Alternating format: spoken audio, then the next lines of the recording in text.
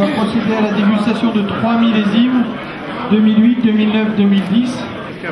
Et vous allez nous parler un petit peu d'abord de vos vins, des méthodes de vinification, et puis un petit peu du Château Léognan.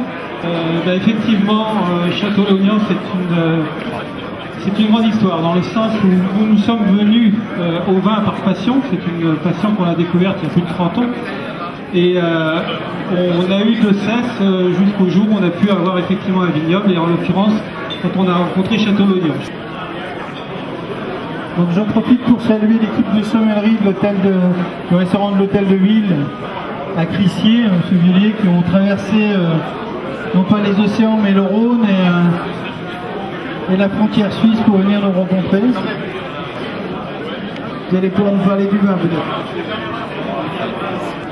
Donc on a toutes les belles maisons qui sont là, la maison Paul Bocuse, on avait la maison Trois Gros, on avait la maison Pic.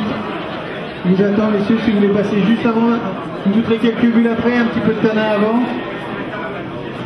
Donc Bertrand Bigasson qui est le président des sommeliers de Bordeaux, Bordeaux-Aquitaine, et qui est également Master of Port 2012. Donc il va nous parler un petit peu de ce vin. Donc j'ai eu la chance de goûter dès les premiers millésimes 2007. Je vois qu'il y a une bonne direction, parce qu'au début je trouvais les vins 2007 qui étaient un petit peu changés en bois, mais là c'est un peu plus maîtrisé, et donc c'est plus élégant qu'il n'était par avant. Ce sont quand même des vins à tendre, un petit peu en cave. Donc on est sur une couleur rouge bien soutenue, quelques petites larmes, belle brillance. Le nez assez riche, donc c'est marqué bois, légèrement épicé, poivré. Des notes un petit peu musquées également, un côté un petit peu évolué qui commence à arriver. Une note de fruits rouges assez importante. La bouche, l'attaque est franche, l'évolution est solide, puissante. Donc c'est vraiment un vin qui doit accompagner un plat, parce que tout seul il est vraiment charnu et bien marqué par une puissance tannique assez importante. Il y a une bonne longueur. Donc là, comme chez nous on fait beaucoup de grillades sur les sarments, avec ce bel été, tout simplement une belle côte de bœuf avec un petit peu de moelle, ça irait très très bien avec ce vin là.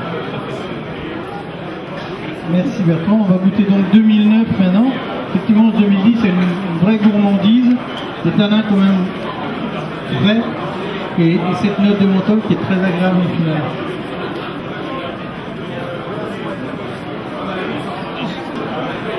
Donc là effectivement on est sur un vin avec plus de complexité aromatique, un petit peu plus de matière, des tanins un peu plus serrés. On sent que le vin c'est un petit peu recroquevillé, c'est un peu refermé. Et là on est sur un vin de garde, on est sur un vin qu'il va falloir attendre, avoir de la patience, il va falloir être précis dans la façon dont on va le servir.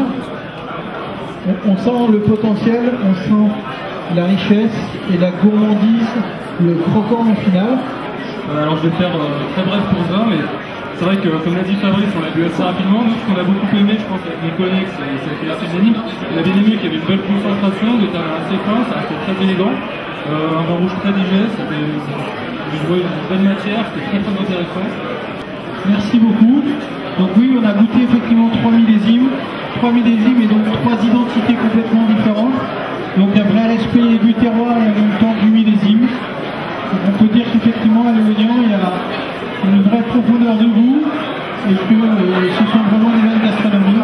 Merci beaucoup de venir jusqu'à nous pour nous présenter la terre lyonnaise au vin. Je sais que vous êtes un fidèle du produit professionnel du vin, vous allez dans toutes les villes. Donc on vous donne rendez-vous à Strasbourg au mois de novembre chez nos amis alsaciens pour pouvoir faire découvrir aux amateurs du Pinot et des cépages blancs des vins de Bordeaux de belle qualité. Merci à vous.